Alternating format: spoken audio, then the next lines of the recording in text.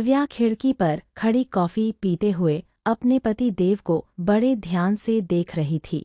Media के सामने देव को अपने ही तारीफ के पुल बांधते देख वो मुस्कुराती हुई सोफे पर आकर बैठ गई। तभी उसकी असिस्टेंट प्राची कुछ फाइल लेकर वहां आ गई और कहने लगी, क्या बात है मैम, अकेले अकेले क्या सोचकर मुस्कुरा रही हैं? दिव्या ने फाइल लेते हुए कहा, यही सोचकर मुस्कुरा रही हूँ कि सूरज की चमक को चांद अपना बनाकर कितनी शान से चमकता है। प्राची कुछ समझ तो नहीं पाई पर मुस्कुराते हुए फाइल्स लेकर चली गई और दिव्या अपने अतीत में गोते लगाने लगी। दिव्या माँ, अभी मुझे शादी नहीं करनी है, अभी तो मैंने 12वीं ही पास की है, मुझे आगे पढ़ना है माँ, मैं कुछ करना चाहती हूँ प्लीज। सीमा जी, दिव्या की माँ, बहुत बोलने लगी है तू आजकल, 4 अक्षर क्या पढ़ लिए, अब हमें सिखाएगी हमें क्या करना है क्या नहीं। मुझे कुछ करना है, पहले ठीक से बर्तन तो धो ले फिर कुछ और करना। दिव्या रोनी सी सूरत बनाकर बर्तन धोने लगी। दिव्या की किसी ने नहीं सुनी, उसकी शादी तय कर दी गई पर उसकी प्रबल इच्छा को देखते हुए उसके पिता ने उसे एंट्रेंस एग्जाम दिलाए। दिव्या ने दिल्ली यूनिवर्सिटी बीएससी के एंट्रेंस को पास भी कर लिया, पर अगले 6 महीने में उसकी शादी थी। अगर उसके पिता सारे पैसे उसकी पढ़ाई में लगा देते तो शादी कैसे होती, इसलिए दिव्या का एडमिशन वहीं के एक लोकल कॉलेज में करवा दिया गया। देखते ही देखते 6 महीने बीत गए और दिव्या की डोली भी उठ गई। दिव्या अब अपने ससुराल जा चुकी थी। छोटी सी उम्र में और आंखों में हजारों ख्वाब लिए वो अपने नए परिवार को समझने की कोशिश कर रही थी। उसके सास ससुर दिव्या से बहुत स्नेह करते थे और दिव्या भी उन्हें अपने माता पिता की तरह ही सम्मान देती थी। दिव्या का पति देव भी सहज व्यवहार का और सरल व्यक्तित्व का था। एक दिन रात को देव और दिव्या बैठकर अपने रूम में बातें कर रहे थे। दिव्या, मैं आगे भी पढ़ना चाहती हूँ देव, और कुछ हासिल करना चाहती हूँ। देव थोड़े मजाकिया अंदाज में कहा, अब तो तुमने मुझे हासिल कर ही लिया है, और क्या हासिल करना चाहती हो? दिव्या, मैं मजाक नहीं कर रही हूँ, मैं सीरियस हूँ। देव, अरे तो मैं कौन सा मजाक कर रहा हूँ, और हंसने लगता है। इसी तरह दिव्या फिर मन मार कर रह गई। देखते ही देखते दिव्या ने बीएससी के 2 साल पूरे कर लिए। अब 1 साल और रह गए थे पर इसी बीच दिव्या प्रेग्नेंट हो गई और उसे आगे की पढ़ाई प्राइवेट ही करनी पड़ी। उसने कड़ी मेहनत की और एग्जाम दिए पर रिजल्ट आने से पहले उसके घर में एक नन्ही सी परी आ गई। अब दिव्या उसके लालन पालन में व्यस्त हो गई। कुछ ही दिनों में दिव्या के रिजल्ट्स आ गए और वो अच्छे नंबर से पास हुई थी। दिव्या ने आगे पढ़ने की इच्छा जताई तो उसके पति ने बच्ची का हवाला देकर मना कर दिया। अभी हमारी बेटी बहुत छोटी है, तुम कॉलेज जाओगी तो इसका ध्यान कौन रखेगा? इसे थोड़ी बड़ी हो जाने दो फिर देखते हैं। पर दिव्या कहाँ हार मानने वाली थी। इसी बीच उसने घर पर ही ट्यूशन पढ़ाने की इच्छा जाहिर की तो देव भड़क गया। तुम्हें क्या जरूरत है ये सब करने की? क्या मैं तुम्हारी जरूरतें पूरी नहीं कर रहा? दिव्या, नहीं, ऐसी बात नहीं है, मैं तो बस अपने खाली समय का सदुपयोग करना चाहती थी। आप ऑफिस चले जाते हैं और निवी, दिव्या की बेटी निवेदिता, जिसे सब प्यार से निवी कहते हैं, भी सो जाती है तो मैं घर में अकेले बोर हो जाती हूँ, समय कटता ही नहीं है। देव, समय क्यों नहीं कटेगा, घर के काम करो, निवी का ख्याल रखो, फिर जो समय बचता है टीवी वगैरह देखो, समय अपने आप कट जाएगा। दिव्या भावुक हो गई, उसे देव से ऐसी उम्मीद कभी नहीं थी। धीरे धीरे समय बीतने लगा। दिव्या इसी बीच परेशान और बुझी बुझी सी रहने लगी थी। निवी भी अब 2 साल की हो चुकी थी। अब दिव्या और भी ज्यादा परेशान और चिड़चिड़ी सी हो गई थी। बाहर की दुनिया से उसे कोई मतलब ही नहीं था। अगर वो अब कहीं बाहर जाती भी है तो उसे ऐसा लगता है मानो सारी दुनिया उसे ही घूर रही हो।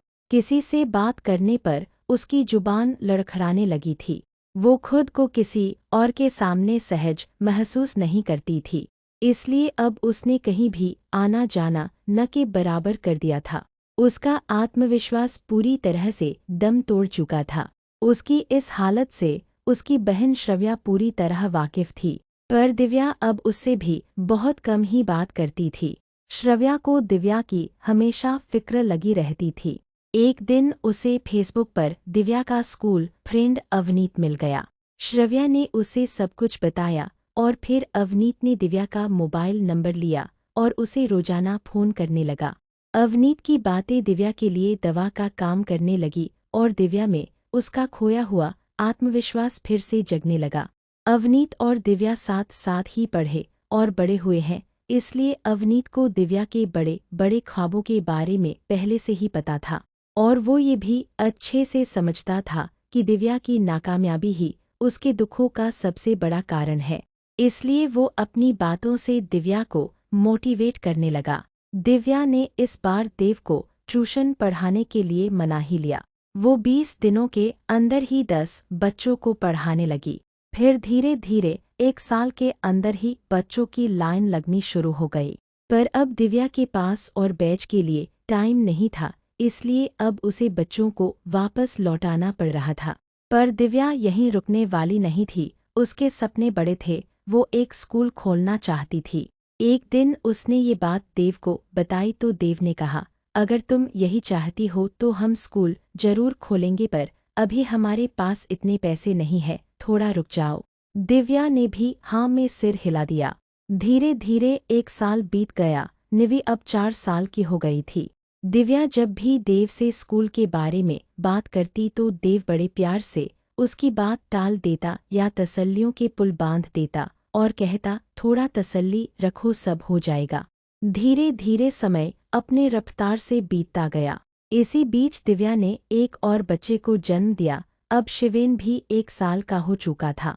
दिव्या ये तो समझ चुकी थी कि देव उसके सपने पूरे करने में उसका साथ नहीं देने वाला है, इसलिए दिव्या ने ट्यूशन के साथ साथ सिलाई सिखाना, पेंटिंग सिखाना और भी बहुत कुछ शुरू कर दिया था।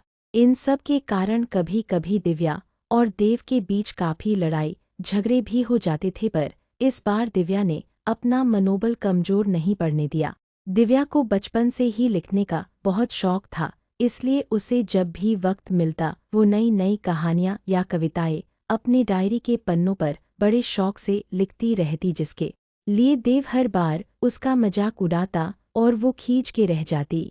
उसने स्कूल खोलने के लिए खूब मेहनत की। धीरे धीरे 4 साल और बीत गए। अब दिव्या के पास उसका एक ट्यूटोरियल इंस्टीट्यूट था, एक सिलाई इंस्टीट्यूट और कारखाना था। दिव्या की अब काफ़ी लोगों से पहचान हो चुकी थी। एक दिन सुमेर भद्रा बिजनेसमैन दिव्या से पर्सनली मिलने आए थे। उन्हें कुछ खास तरह के कपड़े बनवाने थे। दिव्या का काम बहुत अच्छा और समय से होता था, इसलिए उन्होंने दिव्या को 8 लाख का ऑर्डर दिया था, जिससे दिव्या बहुत खुश थी। दिव्या ने उन्हें वहीं बैठने को कहकर मिठाई लेने चली गई। इसी बीच मिस्टर भद्रा की नज़र दिव्या की डायरी पर पड़ी, जिसके पन्ने हवा की वजह से उड़ रहे थे। मिस्टर भद्रा ने झिझकते हुए डायरी को उठा लिया और उसमें लिखी कहानी पढ़ने लगे। दिव्या लगभग 10 मिनट में वापस आ गई। मिस्टर भद्रा ने अब तक 4-5 पेज पढ़ चुके थे। उन्होंने जब दिव्या को देखा तो कहने लगे, माफ़ करिए मिसेज दिव्या, मैंने बिना पूछे आपकी डायरी पढ़ ली। वैसे आप लिखती बहुत अच्छा है। दिव्या, थैंक यू मिस्टर भद्रा। वैसे हमारे एक मित्र हैं जो इस तरह की किताबें छपवाते हैं। अगर आप कहें तो हम आपकी इस डायरी को किताब का रूप दे सकते हैं, मिस्टर भद्रा ने थोड़ा रुक कर कहा। दिव्या, क्या सर आप भी? मैं तो बस ऐसे ही लिखती हूँ और मेरे पास अभी इतने पैसे नहीं हैं कि मैं अपनी डायरी को किताबों का रूप दे सकूं। मिस्टर भद्रा, अगर आप अपनी कहानियां दे सके तो पैसे लगाने को मैं तैयार हूँ। दिव्या की खुशी का ठिकाना नहीं था। दिव्या की कड़ी मेहनत और उसका आत्मविश्वास ही था जो उसने अपनी जिंदगी में सफलता हासिल की। दिव्या की किताबों को लोगों ने खूब पसंद किया।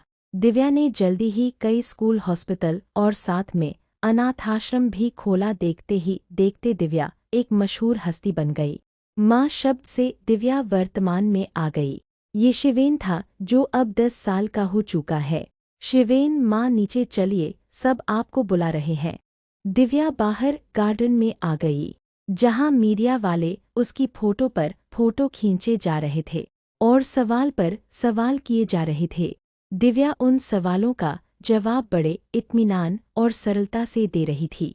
तभी किसी रिपोर्टर ने सवाल किया, मैम, आप अपनी सफलता का श्रेय किसे देना चाहती हैं? मैं अपनी सफलता का श्रेय अपने पति को देना चाहूँगी। उन्होंने बहुत तसल्लियाँ दी हैं मुझे। कहते हुए दिव्या देव को देखकर मुस्कुराने लगी और देव ने अपनी आंखें नीचे कर ली।